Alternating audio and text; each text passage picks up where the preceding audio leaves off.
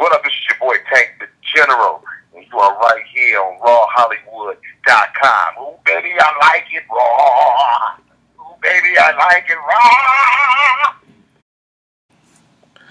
What's going on, Raw Hollywood? This is Virgil, and today I have the pleasure of speaking with the super talented R&B singer-songwriter Tank. What's going on, Tank? Man, what's going on, buddy? Good to speak with you, man. Likewise. It's good to speak to you too. So we're gonna jump right in. Let's talk about the song "When Way" because it's a dope, smooth record. So what was the inspiration behind creating this track? Well, to be honest, I think we wanted to have the soundtrack for the moment where things get a little aggressive in the bedroom. You know what I'm saying? We wanted to have the soundtrack to where, furniture gets to moving around. You know what I'm saying? Yeah. And lamps get to falling over and, all of these things. And so, but we still wanted it to be sexy and sensual. You know what I'm saying? We didn't want it to be, we didn't want it to be out of place in the bedroom. We still wanted it to fit in there. You know what I'm saying? So that was, when it came to me and I was like, oh, if I say that, they gonna go crazy. You know what I'm saying? Because nobody said it like this before. And when we finished it, I was like, oh yeah, we got one. We got one right here. And we actually, what's funny is we had another record that we were gonna put out before this, but you know what I'm saying? Like, here's the thing: when you're trying to sing to women, you have to listen to women. You have to let the women tell you what they want to hear. If you're trying to talk to them or sing to them, you have to let them tell you what they want to hear. Most definitely. And a young lady, she was listening to the music and she was like, "Oh, that's it right there." She didn't know what we were going for. She just knew that song touched her in a special way. Right. Okay. So from when we go into Savage that was just released recently, and that song that to me that's almost like When We 2.0 because it takes it up a notch.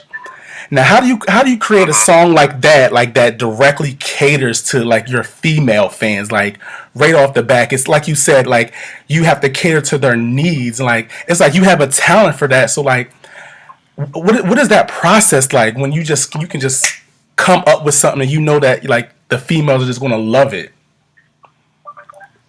I think it's more of tapping into the conversation. You know what I mean? I'm a very inquisitive person. You know what I'm saying? So when I'm having a conversation with a female, I'm asking everything. I'm asking the comfortable questions. I'm even asking the uncomfortable questions. Right. You know Okay. what I'm saying? Because all this time of dealing with females and being in relationships and all these things, there are still things we don't know. You know what I'm saying? Very true. We're blessed to know everything about women, but there are still things that we're still trying to figure out. You know what I mean? And so that's kind of what it takes to build these songs, man. To continue to have these conversations and continue to not just talk but listen. Right. You know what I mean? Like, listening is the lost art.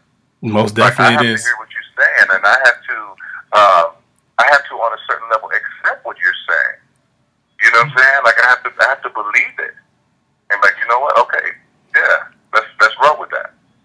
Okay. So I remember watching a interview that you did and your insight on the industry and how artists the different levels of success when it comes to artists in the industry was very eye opening, but still it was no secret because a lot of people know about it. And I remember you talking about basically different artists have different levels of success for many reasons. Do you feel like you're an artist that may not get your just due, even with all the talents that you do have? Well, no, because you have to know your purpose. You know what I mean? Like, put it like this: I was blessed and gifted to do music, to be an entertainer, to be an actor, to be all these things, and I'm that. I've been that for the last 20 plus years. with no other job but this. That's the first thing. The second thing is you have to understand like your purpose, what your gift is for. And for a while, I would struggle with, you know what I'm saying? Why am I not getting the big push, or why am I not getting the big bang or the Hot 100 number one? And you know, the one day when I wanted to quit, you know, I was like, I'm gonna just go back home and play at the church. And I said in Jamie Foxx's kitchen, and Jamie said, "You can't quit." I said, "Why can't I?" He said, "Well, if you quit, what I'm gonna do?" I said, "What do you mean?" He's like, "Man, I do what I do because of you." And then Chris Brown would say, "Man, bro, you my favorite male R&B artist, bro. Like, your whole Sex Up and James style, man. I'm copying that whole thing." And then Trey Songz would say, "Man, I listened to Sex Love and Pain, me and my girl for a whole summer, man, and that's how I found my way back, and that's how I got it." I was like, "Oh, okay." You know, it's not always for sale. Sometimes it's for inspiration. Most definitely. And I'm one of those artists. I'm one of those artists that I inspire a lot of artists to do what they do. I inspire a lot of writers. I inspire a lot of producers. You know, I help keep this thing alive by, you know, by imparting and pouring into the next generation. And I think that's more important than anything. I mean, anybody can get their money and run, but you know, I'm 41 years old and I'm still in the current where artists that came out when I came out can't buy a record deal. And I got new label deals, new, you know, new everything, new tours, new everything. And so that's the goal. That's the gift. Yeah, I definitely have to commend you because there aren't many artists who actually cherish the arts and the gift of music. And I kind of feel like in these days, I kind of feel like a lot of artists have forgotten how beautiful the art of music is, and it's artists like you who keep that amazingness of music alive and thriving with putting out quality music and not just, you know, succumbing to always what's fresh or what is the new wave, but you stay true to who you are as an artist. Yes, sir. So Savage, the album comes out September 29th. What can your fans expect when this album drops? Um, expect a very aggressive moment. You know, what happened with Sex, Love, and Pain, too, is that, you know, the moments where we just said, let's just get out there, let's just try to stretch the fabric of R&B and what it's capable of, those are the moments that people gravitated to the most. You know what I'm saying? The she with the shit moments, the I love you moments. You know what I'm saying? Like all of these moments that you don't know. And I was like, wow, this is great. Because we did it with Sex, Love, and Pain, the number one, or we just pushed the boundaries. And then we did it again with Sex, Love, and Pain 2. We started pushing boundaries. And I said, you know what, let's just dedicate our whole album to those boundaries. Let's just dedicate a whole album to pushing that line and putting ourselves in a competitive space with everything else that's out there. Because in order to inspire the new generation, you kind of have to meet them where they are.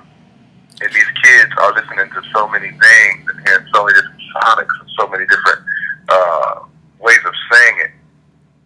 You know, I wanted to add me and my inspiration on top of everything else that makes sense to them.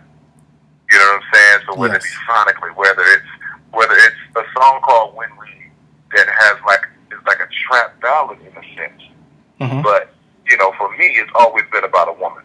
You know what I mean? Like that'll never change about me. The nuance of R&B, the fine nuance of R&B for me is that it has to be about a woman. That's R&B music. It's rhythm and blues, and that's the blues is the relationship, either in and out of it, or trying to get into it, or something. And then the rhythm is just the thing that makes it flow. It's the way that you dance on with that relationship, you know? Absolutely. And so, you know, we said, let's just take all of these moments and let's be aggressive with it. Like, let's fight for space. If people are responding to it and people want to hear it, let's fight for our space. Let's fight to stand alongside the Migos. Let's fight to stand alongside Future, but let's stand alongside of them with our message. Right. It may sound like something that they're doing, but if you listen, it's not. It's what we want you to have. It's sex, it's love, and it's pain. Okay, that definitely makes sense. So it's like you have you explain this on such a deeper level, and I go back to saying that's why artists like you will always be relevant, will always have the success because it's like you put time and energy and love and sweat, tears, all of that into creating timeless music. Yes, sir. So Appreciate that. no problem at all. So with the Savage tour, that's about to come, and I already know that you got some surprises lined up. What can your fans expect with any surprises that you have coming with the tour? Well, here's what I wanted to do with the tour. Here's a surprise in terms of the tour. Like, I wanted to, it's just like I spoke about, like being trying to be the inspiration and being the vehicle for the next wave of R&B music.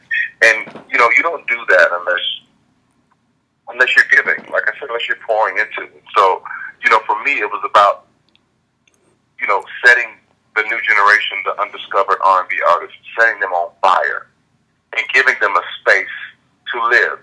If only for a moment, and if that moment turns into a lifetime, then that's the beauty of it.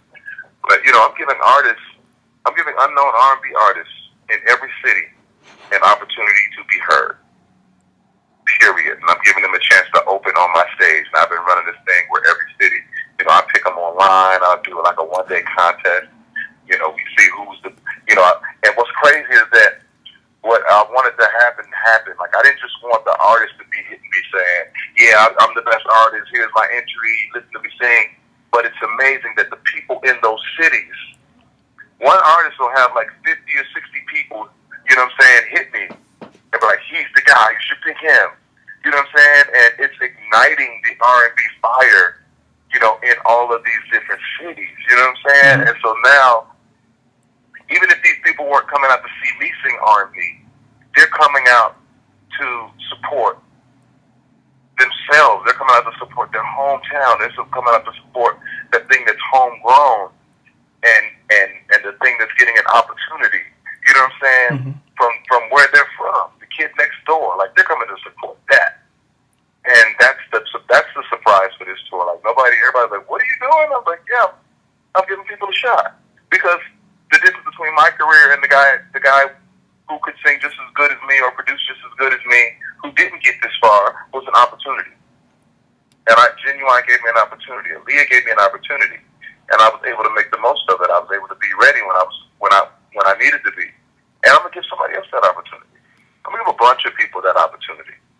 And that's how we get to the next phase of R&B artists. I can definitely respect that, and like you said, the next phase of R&B artists. So I have a fan question, and the fan question is: what R&B singer are you feeling currently, and how do you feel about the declining sales of the R&B genre? Well, R&B singers that I'm feeling right now. Yes. I mean, I still think from a young male perspective, what I'm saying, Chris Brown is probably, the best male singer, best young male R&B singer right now. Yes. From a female perspective, I kind of go between Jasmine Sullivan, who's super fire, and her. I love her smooth take on it. Like, it's smooth, but it's also got some, like, the melodies go to some cool places, man. And she got some vocal dexterity. You know what I'm saying? Where she can really get her thing off. You know what I'm saying? I love what she's doing as well. I think if we're talking about decline of R&B sales, I mean, it just depends on how you look at it. Bryson Tiller's on the sold out tour, him and her. Right. That's true. That's an incline. Chris Brown just went on the sold out tour. That's an incline. Every time Trey Songz goes out, he sells out. That's an incline. I mean, it just depends on what you're speaking of. Ro James was out with I think he was out with Maxwell, and they did their thing. Like, that's R&B. Here's another question to you: what do we consider R&B music. Because when I listen to Bruno Mars sing his songs, that feels like R&B music to me. Mm-hmm. It feels like this whole last album feels like a throwback R&B album. I heard Bobby Brown. I heard all sorts of moments in this last Bruno Mars album that, to me, represented R&B music. Right. And he's on a sold-out tour. That's very true. When Adele sang her song, any song she sings for that matter, Adele is singing rhythm and blues. It may be respected and regarded on a popular level, because we get that word confused. True. But she's singing the blues, man. Sam Smith was singing the blues, man. Yeah, most definitely. Hey, Justin Timberlake told me himself, I made an R&B album. I set out to make an R&B album. They tried to put me in the pop category. I didn't make a pop album. I made an R&B album. So I think the word R&B has taken a fall. It's taken a hit. You know what I mean? That's true. Because, when they switched out from R&B to hip hop, R&B became this thing that was once so expensive and so tough to make and didn't have the same return, and then they had more success spending less on hip hop and making more, all these things that happened. But if you really stop and think about it, there's more R&B music that exists than we're giving credit. Way more. Way more. John Legend. Are you kidding me? That's R&B music. So it just depends on what you think, what your idea of R&B music is. You know what I'm saying? Are there any artists from the old time, before 2000, moving units and all of that? I'm probably not. Maybe Tyrese. You know what I'm saying? True. And that's about it. And then me. But like I said, everything evolves, everything progresses. Everybody's looking for the next new artist, and that's just history. That's just what that is. But I'm seeing R&B doing great things, and now with streaming, oh come on, man! People are able to discover R&B for themselves. They're able to, gravitate to her, or to these other new R&B artists and enjoy them for themselves. You know what I'm saying? And not be forced to listen to the 10 songs that radio plays, but they can create their own playlist and do their own thing. Of course, most So definitely. I think we're in a good place, man. I think we're in a good place. I think we have to, we have to rethink what we think R&B is, and what R&B should be. That's we'll very true. There's a lot more R&B happening than we think that we're willing to accept. I definitely agree with that, especially after the breakdown that you get. Especially, it depends on the viewpoint that you look at it. It makes a lot of sense. All right, well, there you have it, guys. It's Tank. Make sure you go get that new album, Savage, on September 29th.